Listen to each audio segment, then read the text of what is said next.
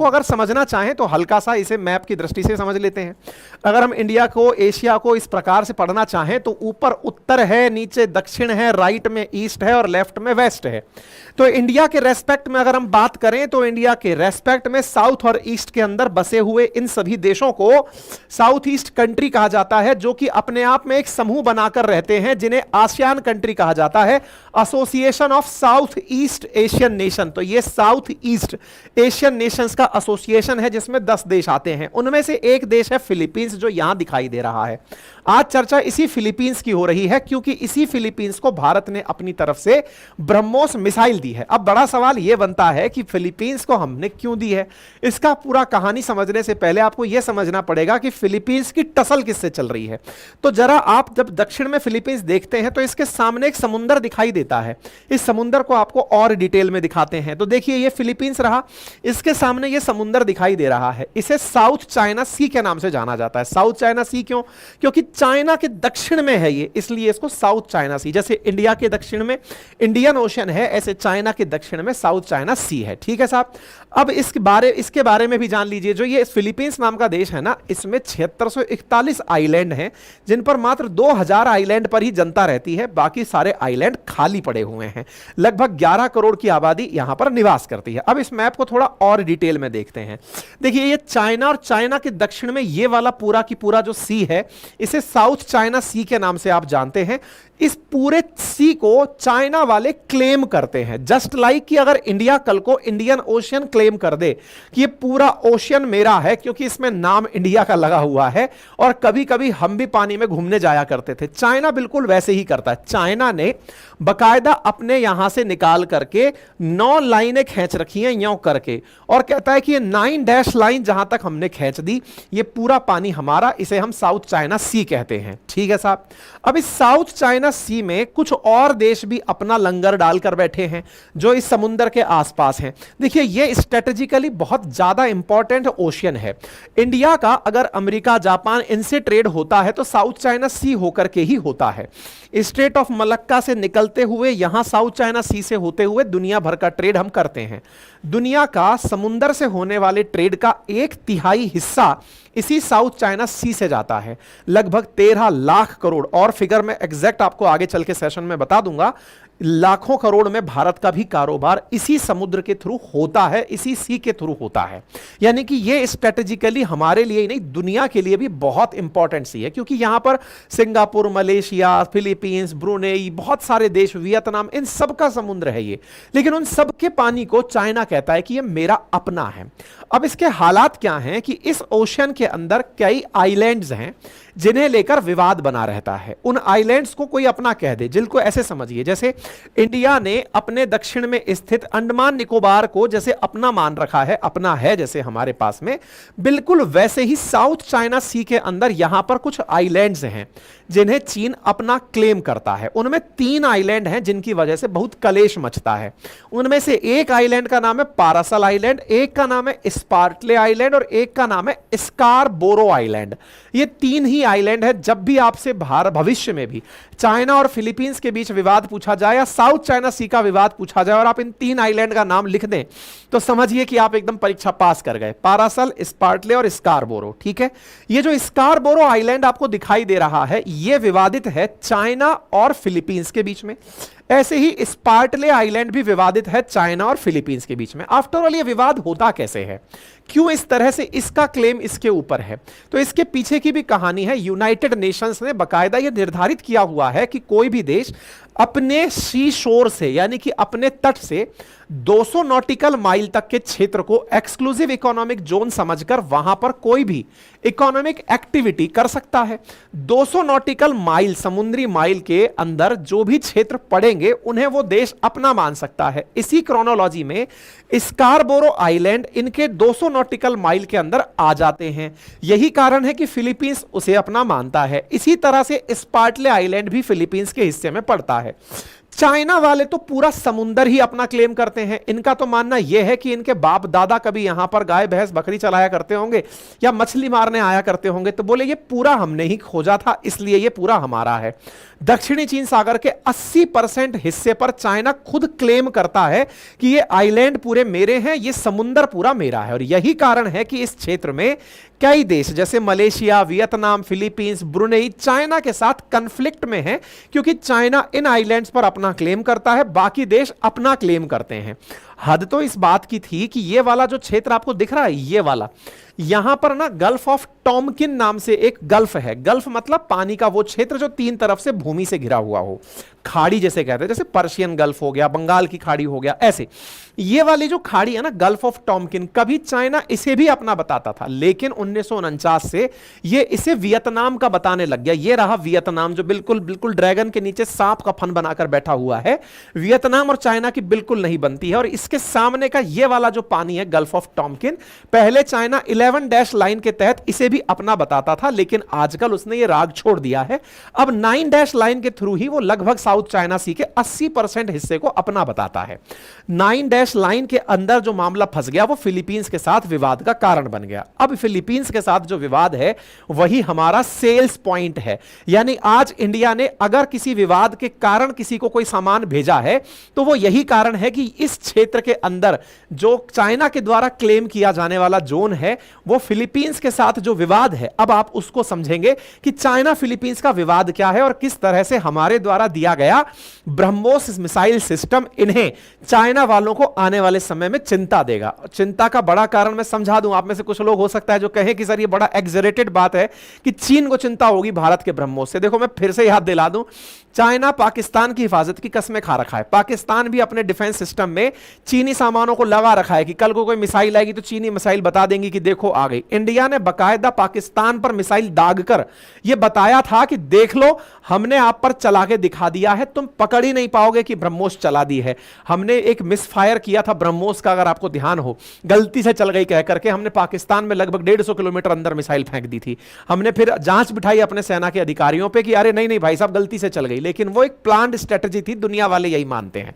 चलिए खैर जिस भी तरह से आगे बढ़े आप आगे बढ़ते हैं। तो फिलहाल के लिए मुद्दा क्या है कि चाइना का फिलीपींस से कलेश क्या है ये समझते हैं, और चाइना के साथ जो वियतनाम का गल्फ ऑफ टॉमकिन है इसको लेकर के तो कलेश कभी और डिस्कस करेंगे। हां, ऐतिहासिक रूप से पढ़ना लिखना चाहें तो कंटेंट हम आपको बता देते हैं कि 1974 के अंदर चाइना वालों ने बकायदा इन क्षेत्रों में जो आइलैंड्स थे, जिसमें से पार्सले, स्पार्टले, पारासल और स्कारबोरो, इनमें से पारासल आइलैंड के लिए तो वियतनाम के साथ में झगड़ा तक कर लिया था। लगभग 70 वियतनामी सैनिक मार दिए थे चाइना वालों ने 1974 में जब पारासल आइलैंड पर इन्होंने कब्जा किया था।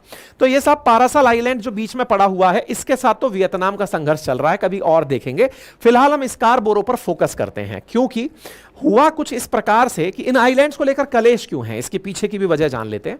असल में क्या होता है ना कि ये सारे क्षेत्र जो कि आइलैंड्स वाले हैं, इनके शोर में, इनके तट पर तेल के भंडार पाए जाते हैं। इसी प्रकार की एक घटना हुई 1976 में जब फिलीपींस ने ऑयल फील्ड डिस्कवर किए। कहां पर डिस्कवर किए?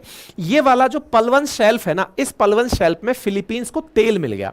जब तेल की डिस्कवरी हुई यहां पर, और आईएमएफ ने अपने प्रेडिक्शन में बताया कि ये इतना तेल है कि इससे फिलीपींस आत्मनिर्भर हो सकता है तेल में, तो फिलीपींस ने इन क्षेत्रों में तेल तलाशना शुरू किया।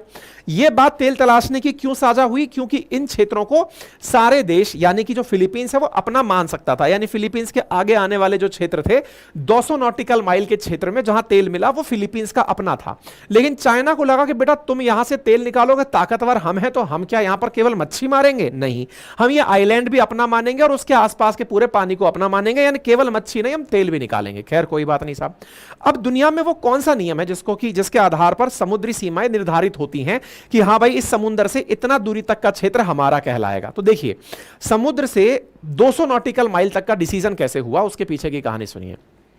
यूनाइटेड नेशंस का एक लॉ है, जैसे United Nation Convention on Law of Sea कहा जाता है, यूएन क्लॉज कहा जाता है। 1982 के अंदर दुनिया के देशों ने यह सोचा कि यार जमीन तो पता चल गई कि हमारी है, लेकिन समुद्र किसका है ये कैसे पता चले?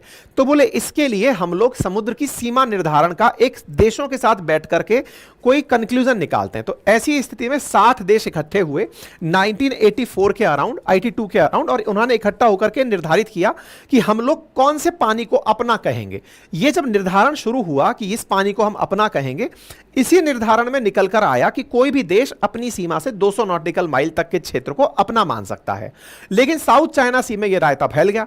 क्यों? क्योंकि साहब यहां तो बहुत सारे देश सीमा के अंदर हैं, इसका 200 नॉटिकल माइल, दूसरे देश के 200 नॉटिकल माइल, लेकिन चाइना वाले तो यहां पर पूरा पूरा पानी क्लेम कर रहे हैं। तो 200 नॉटिकल माइल का जो सिद्धांत है वो चाइना वालों के रास नहीं आया। यही कारण है कि स्कारबोरो आइलैंड, जो कि एक तरह से फिलीपींस से तो 100 नॉटिकल माइल्स पर है और चाइना से 500 नॉटिकल माइल पर है, चाइना वालों की जिद के चलते कि हम नहीं मानते यूएन क्लॉज को, हम साउथ चाइना सी के अंदर पूरा पानी हम अपना मानते हैं, 80% कुल पानी को हम अपना मानते हैं, इसमें पड़ने वाले आइलैंड्स को भी हम अपना मानते हैं। इस यूएन क्लॉज के आने के बाद में फिलीपींस और चाइना के बीच में काफी कंफ्लिक्ट बढ़ गए। मतलब आप इस तरह से देखिए, यहां पर आपको यह स्कारबोरो आइलैंड दिखाई दे रहा है जो कि फिलीपींस के एक्सक्लूसिव पानी जोन के अंदर आता है, चाइना वालों की जबरदस्ती में आता है। ये डैश जो बने हुए हैं ये 9 डैश कहलाते हैं, इन 9 डैश के अंदर वो आता है। तो चाइना वाले तो 9 डैश के कारण इसको काउंट कर रहे थे और फिलीपींस वाले इसको exclusive economic zone UN clause के अकॉर्डिंग, यूनाइटेड नेशंस के कॉल के अकॉर्डिंग काउंट कर रहे थे। दोनों ने अपने अपने प्रूफ दे दिए। चाइना वाले कहते थे कि हमारे दादा परदादा यहां मच्छी मारते थे, हम इसलिए इस पानी को अपना मानते हैं। फिलीपींस वाले कहते हैं कि साहब सरकार की यूएन की तरफ से बताए हुए नियमों से यह हमारा है, इसलिए हम इसको अपना मानते हैं। दोनों इस बात को लेकर झगड़ना शुरू किए। अब ये जो स्कारबोरो आइलैंड है ना, ये कोरल रीफ आइलैंड है। कोरल्स का मतलब कुछ इस प्रकार से यहां पर मूंगा की चट्टानें पाई जाती हैं जिसमें कोरल्स निवास करती हैं। जहां कोरल्स होती हैं वहां मछली उत्पादन बहुत होता है। और ये जो चाइनीज देश हैं, साउथ चाइना सी के आसपास बसे हुए देश हैं, इनके मुख्य भोजन में मछली का सेवन होता है। तो मछलियों को लेकर के ये लोग, मतलब समझ लो जापान हुआ, चाइना हुआ, ये फिलीपींस हुआ, इनके प्रमुख भोजन में जैसे अपन लोग सब्जी और अनाज के लिए मतलब संघर्षरत हैं, ऐसे ये लोग मछलियों के लिए संघर्षरत हैं कि भाई मछली मार के खानी है। यानी जापान वाले तो भाई वेल तक का शिकार कर लेते हैं, ठीक है। तो यहां पर मछली का बड़ा मात्रा में बहुतायत पाया जाता है। तो अब आप इसको ऐसे देखिए, ये चाइना रहा, ये फिलीपींस रहा और इस क्षेत्र में इनको मछलियां पकड़नी है, ठीक है। मछली पकड़ने के नाम पर फिलीपींस वाले यहां जब जाते हैं तो चाइना वाले यहां पर अपना पहले से ही लंगर डाल के बैठे होते हैं। जैसे आप कहीं गए और आपने जाकर अपना लंगर डाल दिया, ये पूरा क्षेत्र बोले तो मेरा है, अब यहां कोई मछली पकड़ने नहीं आएगा। आप हद इस तरह से समझिए कि चाइना वाले लगातार, मतलब ये आपको 2016 की मैं न्यूज दिखा रहा हूं, लगातार लंबे समय से इन क्षेत्रों में अपना कब्जा बनाकर चल रहे हैं।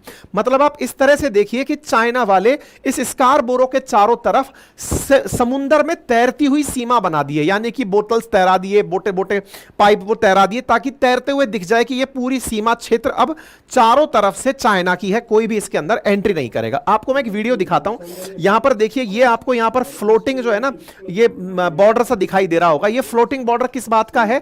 चाइना वालों ने 2023 के अंदर, आप देख रहे हैं, ये एक उदाहरण है कि फ्लोटिंग बॉल्स डाल दी ताकि ये पता चल जाए कि ये क्षेत्र हमारा है, इसमें कोई और नहीं आएगा। कोई बात नहीं साहब। फिलीपींस वालों ने इनके डाले हुए इस, देखो ये सितंबर में देख रहे हैं आप, फिलीपींस वालों ने देखो 24 तारीख की न्यूज देख रहे हैं कि चाइना वालों ने समुद्र में अपने पाइप डाल दिए, इस प्रकार से मोटी मोटी बॉल डालकर कह दिया कि ये पूरा पानी मेरा है। फिलीपींस वाले पानी के अंदर गोताखोरी करते हुए पहुंचे और जाकर के इनकी जो फ्लोटिंग बैरियर थी ना, उसको काटकर चले आए। वीडियो दिखाता हूं, ये देखिए, ये फिलीपींस वाले इनके तैरते हुए जो तार हैं, ये देखो आपको दिखाई दे रहे होंगे, जो समुद्र में इन्होंने बैरिकेटिंग बांध रखी थी, यहां पर ये लोग जाते हैं तैरते हुए। फिलीपींस के नाम, ये देखिए, ये लोग गए और ये जाकर के फिलीपींस वाले बकायदा वीडियो बनाए और जाकर के इसको काट कर चले आए कि लो बेटा, किसी की कोरल रीफ पर कब्जा नहीं है का। अब फिलीपींस वाले जब इस तरह की हरकत करेंगे तो चाइना वालों का तो भाई साहब खून जलेगा। खून जलेगा तो चाइना फिलीपींस वालों को धमका दिया और कहा कि बेटा तुम अगर इस तरह से काट दिए तो फिर मेरे से बुरा कोई नहीं होगा। तो सितंबर 2023 की आप ये कटिंग देख रहे हैं कि यहां पर इस डिस्प्यूटेड इस रीफ को लेकर के इन दोनों के बीच में विवाद शुरू हो जाता है। अब जब भी चाइना के इस प्रभाव क्षेत्र में फिलीपींस वाले जाते तो भाई ये दूर से लेजर लाइट मार करके उनके ड्राइवरों को दिखने ही नहीं देते इस क्षेत्र को, कि बेटा तुम आओगे तुम पर लेजर लाइट मारेंगे। चाइना दादागिरी करता है इस क्षेत्र में। फिलीपींस की मछुआरे जब जाते हैं, कोस्टल गार्ड इस क्षेत्र में मछली पकड़ने जाते हैं, उनको ये दूर से लाइट दिखा करके रास्ते से भ्रमित कर देते हैं, दूर से ही भगा देते हैं। आप इधर न्यूज देख सकते हैं, मिलिट्री गेट बकायदा लेजर यूज करके इनको रास्ते से भगा दिया जाता है। कोई बात नहीं साहब। मतलब अब आपको यह समझ में आ गया होगा कि चाइना का और फिलीपींस का एक आइलैंड को लेकर कितना विवाद है। जानकारी समझ में आ गई हो, अपडेट की लगता हो कि हाँ भाई इतनी देर तक सुना है, कुछ कंटेंट मिला है, आपसे एक मुफ्त का आप सहयोग चाहते हैं, और सहयोग ये है कि सब्सक्राइब का बटन है उससे जाके दबा दीजिए, है ना। 0.19 सेकंड में क्लिक हो जाता है, और हमको फायदा ये होता है कि जब भी नया सेशन आता है आप तक हम तुरंत पहुंच जाते हैं, ठीक है।